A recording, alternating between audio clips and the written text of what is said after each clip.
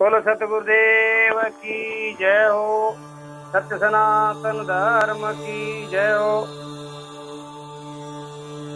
विदुर जी के जीवन चरित्र की कथा चल रही है।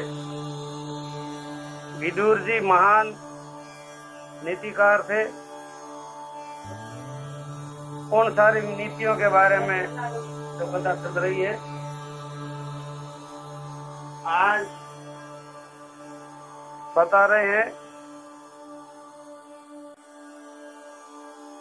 विदुर जी कहते हैं धृतराष्ट्र को नीति उपदेश देते हैं। हे धृतराष्ट्र, हे महाराज, धृतराष्ट्र कहते थे कि मेरे को नींद नहीं आ रही है, मुझे बेचैनी है, मुझे भीतर से बेचैन पड़ी है, तो जरूर कोई कोई आपके मन में खोट आई है। खोट नहीं आती है तो ऐसा होता नहीं है। तो वो सब कोई कोई नीति विरोध जब जीवन जाता है तो जीवन की शांति भंग होती है। हाँ, 3 लोगों में नहीं आती।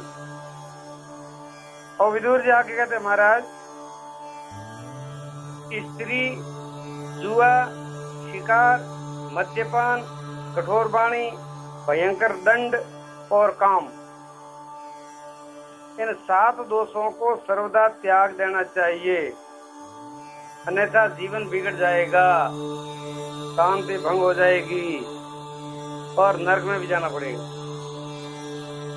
अब जीते जी नरक और बाद में भी नरक।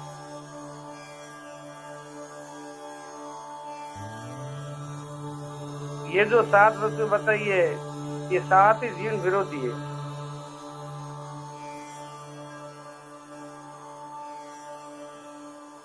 जुआ खेलना महापाप है, शिकार करना महापाप है, दारू पीना महापाप है, और स्त्री का संग करना महापाप है, कठोर वाणी बोलना, कठोर शब्द बोलना, ये सब पाप आते हैं। और पाप के कारण मनुष्य की शांति भंग होती है। पापी मनुष्य कभी शांति से सो नहीं सकता, भले बाहर से कितना ही उसके पास वैभव हो, लेकिन भीतर से खोखला हो जाता है। ध्यान से सुनना। फिर विदुर जाके कहते हैं ब्राह्मणों से द्वेष,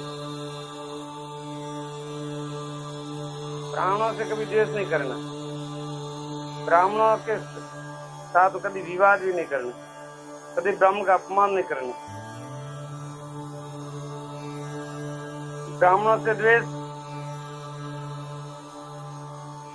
लड़ाई, उनका धन छीनना, उनको मारने की इच्छा करना, निंदा करना, उनकी प्रशंसा को अस्वीकार करना, उनको भूल जाना, जो अब जब से वो मांगने आवे तब उनके अवगुण निकालना। ये 8 भावी नाश के सूचक होते हैं। भावी नाश के, भविष्य में नाश होने वाले ये 8 गुण, ये 8 अवगुण अपने भावी भविष्य में उनका परिणाम बुरा ही होने वाला है। अब कहते हैं कि ये शरीर एक घर है, इसमें 9 द्वार है, 3 खंबे हैं,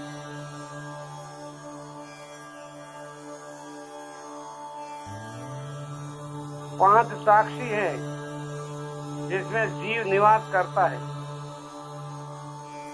जो इनको पहचान लेता है वह तत्व को जानने वाला कहा जाता है। किस प्रकार के लोगों को धर्म का ज्ञान होता है?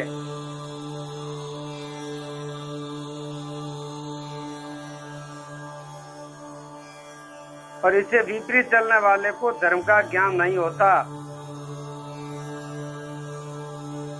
जैसे जो शराब पीते हैं, विषयों के लिए व्याकुल रहते हैं, धातुओं के दोषों से पागल हुए रहते हैं, जो थके हुए रहते हैं, क्रोध से भरे हुए रहते हैं, भूखे होते हैं, बहुत उतावले होते हैं, लोभी है,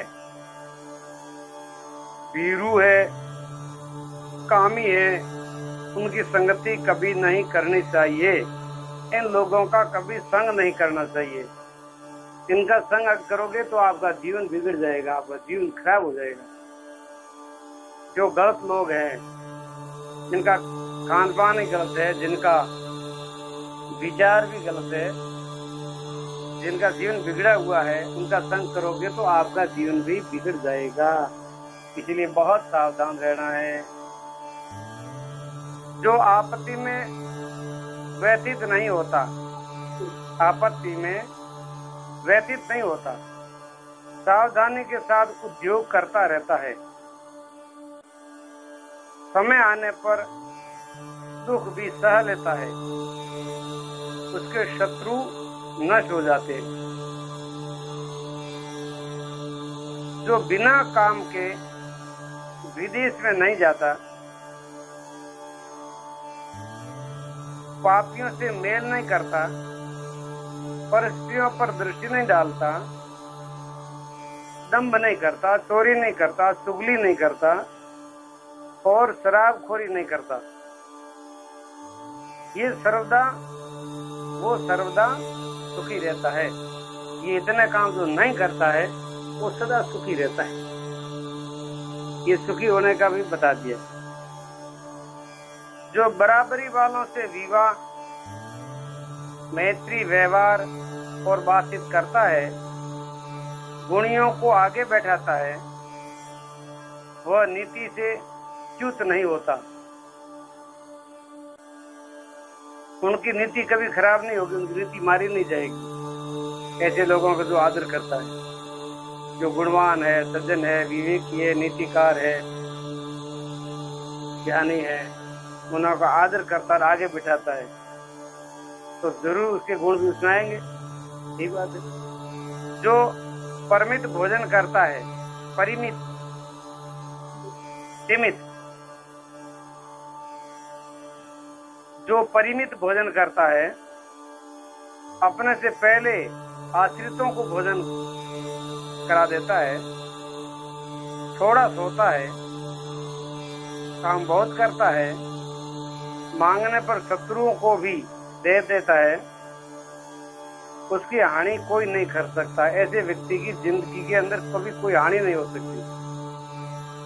खाता कम है, सोता भी कम है, काम बहुत करता है और कोई मांग देता है तो जिसके पास जो कुछ है उसमें कभी वो ना नहीं देता। मतलब दाता भाव है, देने का भाव है। ऐसा व्यक्ति कभी सुखी नहीं हो सकता, उनकी कोई हानि नहीं हो सकती। जो अपने दुष्कर्म पर किसी के न जानने पर भी अपने आप ही लज्जित होता है। कोई अगर बुरा कार्य हो गया है और दूसरों को पता नहीं है तो उस खुद के बुरे कार्य पर खुद को लज्जा आनी, ये बहुत बड़ी बात है। और उनके दुष्कर्म छूट जाते हैं। खुद के बुराई पर खुद को अगर लज्जा आती है तो एक दिन उसकी बुराई छूट जाती है, वो बुराई ज्यादा दिन नहीं टिकेगी। हर समय व्यक्ति अपने दोस्तों को अगर देखता रहता है तो दोस्त बहुत दिनों तक अंदर नहीं टिकेंगे, वो खत्म हो जाएंगे। उनके दुष्कर्म छूट जाते हैं और उसे शांति मिलती है और वह अत्यंत तेजस्वी हो जाता है। विदुर ने कहा, राजन, पांडव आपके ही बालक हैं, आपने तो उनका पालन पोषण किया है, आपकी गोद में खेल करके वो बड़े हुए हैं और आपने उसे लिखाया, पढ़ाया, सिखाया है और आपकी आज्ञा का पालन भी वो बहुत अच्छी ढंग से करते हैं। वो कभी आपका अपमान भी नहीं करते।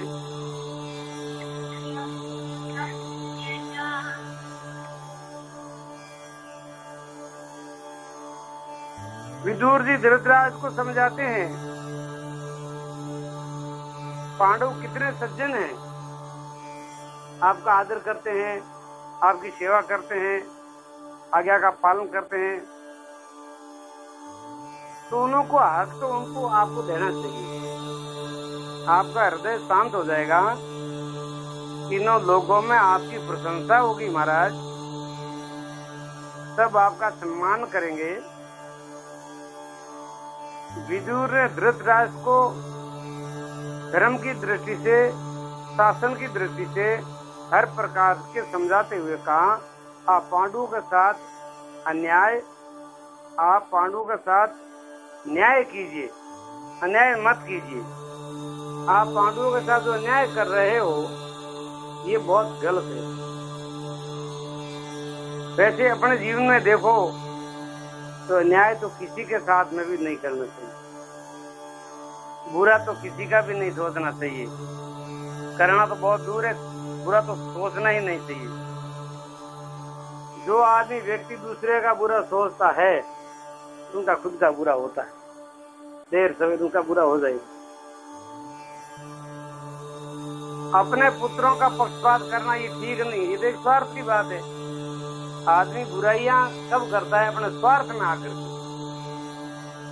अपने स्वार्थ को सिद्ध करने के लिए, अपनी ममता में बस में होकर के, मोह के बस में होकर के आदमी बुराई कर लेता है।